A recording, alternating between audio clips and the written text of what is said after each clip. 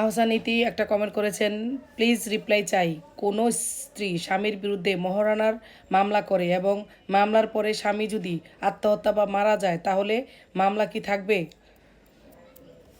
দেনমোহরটা সম্পূর্ণ আলাদা বিষয়, ঠিক না? দেনমোহরটা স্বামী মারা গেলেও তার দেনমোহর পরিশোধ যদি না করা হয়ে থাকে তাহলে তার এই দেনমোহর কিন্তু পরিশোধ করতে হবে যদি স্ত্রী দাবি না ছাড়ে।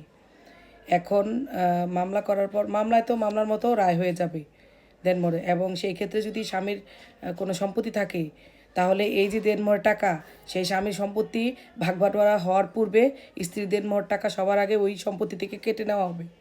যদি তারপরে অন্য অন্য ওয়ারিশরা সেই সম্পত্তির ভাগ পাবে। সর্বপ্রথম স্ত্রীর দেনমোহর পরিশোধ করতে হবে।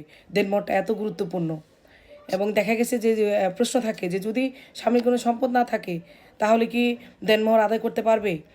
এখন কথা হইলো যে এটা স্ত্রীর বিষয়। স্ত্রী যদি মনে করে যে না, আমার হাজব্যান্ড মারা গেছে, আর আমি কার কাছ থেকে দেনমোহর নেব, আমার লাগবে না, হ্যাঁ, সে যদি এটা এটা একান্ত স্ত্রীর বিষয়, সে যদি মাফ করে দেয় তাহলে কোনো সমস্যা নাই।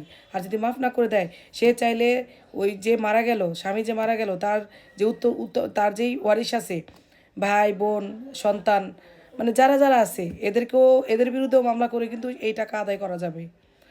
তাই দেনমোহরের টাকা এত গুরুত্বপূর্ণ, এটা একটা মানুষের কাছ থেকে ঋণ নিলে ঋণটা পরিশোধ করতে হয় না, এই দেনমোহরটা সেম ঋণের মতো, এত গুরুত্ব।